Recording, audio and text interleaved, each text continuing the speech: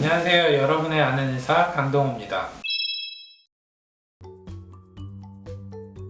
정말 어려워요. 내용이 정말 어려워서 이게 왜 케이스 바이 케이스가 너무 심해요. 보편적인 걸 얘기해 달라고 하면 약간 이런 식. 너는 지금 떼도 돼. 너는 안 해도 돼. 유지장치. 너는 죽을 때까지 해야 돼. 유지장치. 이게 다른 거예요. 사람에 따라. 똑같이 교정을 2년 했는데 이 친구한테는 안 해도 될 것 같으니까 하지 마. 넌 죽을 때까지 해. 이런 케이스가 나뉘거든요. 그러면 발치 유무도 상관이 있고요. 연령도 상관이 있고요. 턱뼈의 구조도 상관이 있고요. 쉽게 얘기하면 뿌리 위치? 뿌리의 위치랑 머리의 위치가 어느 적정한 각도를 유지하고 교정이 끝났다면 그러면 안정성이 높은 교정이 되는 거고요. 과하게 입을 넣어서 뿌리 위치보다 과하게 치아가 들어갔거나 또는 뼈의 형태가 뿌리의 위치를 과하게 또는 적당하게 넣기가 어려울 때 결국 이 각도가 결정이 되거든요. 그러니까 뿌리의 위치랑 머리의 위치가 각도를 결정하는데 너무 어렵다. 결정하는데 이 위치가 의사의 컨트롤 하에 있지 않은 경우들이 있어요. 또는 교정을 안 했을 때 이미 이가 벌어지신 분들 있죠. 이미 벌어져 있어서 교정하신 분들이 있어요. 그런 분들 중에 치아가 정말 가느다란 분들, 그런 분들은 교정하고 나면 평생 유지장치 해야 돼요. 근데 여기 개인의 입장에서는 알 수가 없잖아요. 나의 완성도가 이렇다라던가. 절대 알 수 없죠. 근데 또 의료진 쪽에서도 유지 같은 경우는 보통 교정과 선생님들이 많이 설명을 해요. 저 같은 경우도 설명을 많이 하고 시작하기 전부터. 특히 아까 얘기했던 교정 전에 입이 이렇게 큰데, 그러니까 턱이 이렇게 큰데 이가 다 벌어져 있어. 근데 치아는 작아. 그러면 이렇게 교정으로 모았어. 모았는데 다시 벌어질 확률이 높아요. 왜 다시 벌어져요? 교정이 잘못된 거 아니에요? 그게 아니고 너는 혀가 커. 그리고 입술의 힘이 너무 약해. 이게 결국에는 혀와 입술의 균형도 있거든요. 그러면 이분은 계속 혀가 큰 분들은 치아를 계속 밀어내거든요. 그런 분들은 어쩔 수가 없는 거예요. 이 균형이 안 맞기 때문에. 유지장치는 두 개의 종류로 나뉘잖아요. 사실 이렇게 붙여있는 거랑 이제 탈부착되는 거 두 개로 나뉘는데 그게요. 아까랑 똑같은 얘기예요. 그걸 처음부터 안 해도 되는 분들이 있고요. 그거를 정말 오래 해야 되는 분들이 있는데 고정식 유지장치, 치아에 붙이는 거는 이해를 하시는데요. 끼웠다 뺐다 하는 착탈식 유지장치를 평생 하라고 했을 때 하시는 분들은 10%도 안 돼요. 중간에 다 이탈을 하시는데 그러면 안 끼면 벌어지나요? 라고 물어보면 좀 벌어질걸요? 라고 하면 그러면 어떻게 해요? 저는 죽을 때까지는 못 낄 것 같은데요. 이게 이제 난제잖아요. 그걸 안 끼게 해주세요, 그러면. 그렇게는 못하는데요.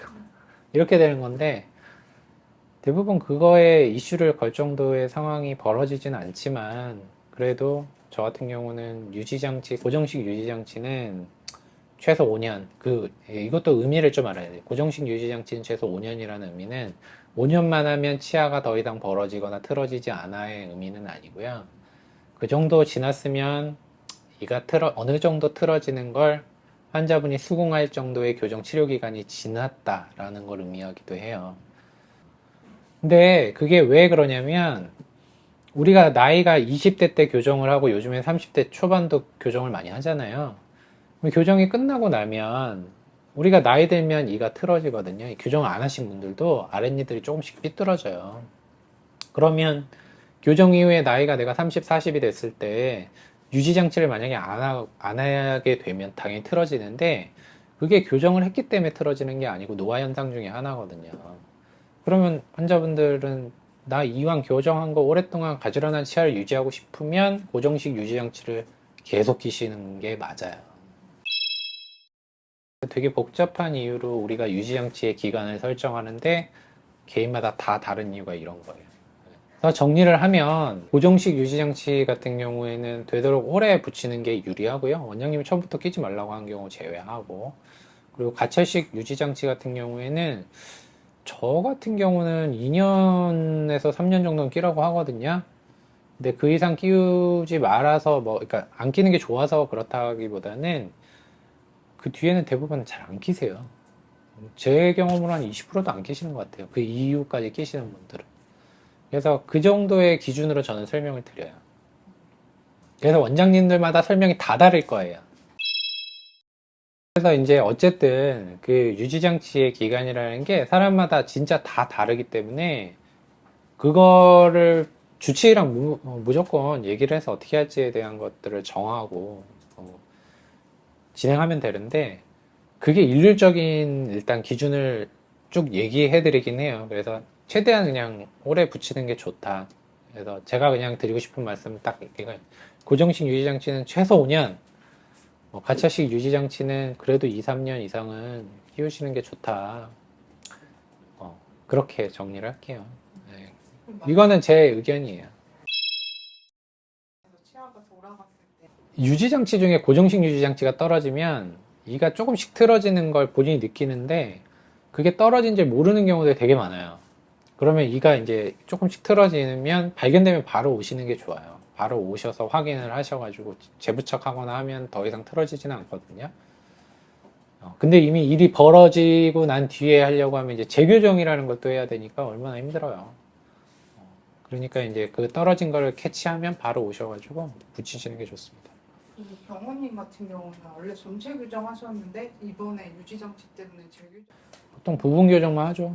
어쨌든 떨어지고 나면 치아가 틀어진 거는 사실 쉽게 재교정을 할 수는 있어요. 근데 이제 재교정을 하면 장치를 또 조금 붙이기는 하고, 근데 그렇게 티나게 많이 붙이지는 않고, 간단한 경우에는 간단하게 이렇게 치아 장치 몇 개 붙여가지고 1, 2주 안에 끝내기도 하고요. 심하지 않으면. 그래서 간단하게 해결하고 다시 유지장치 부착하면 이걸 회복시킬 수 있으니까 일단 빠르게 이제 검사를 받는 게 좋겠죠.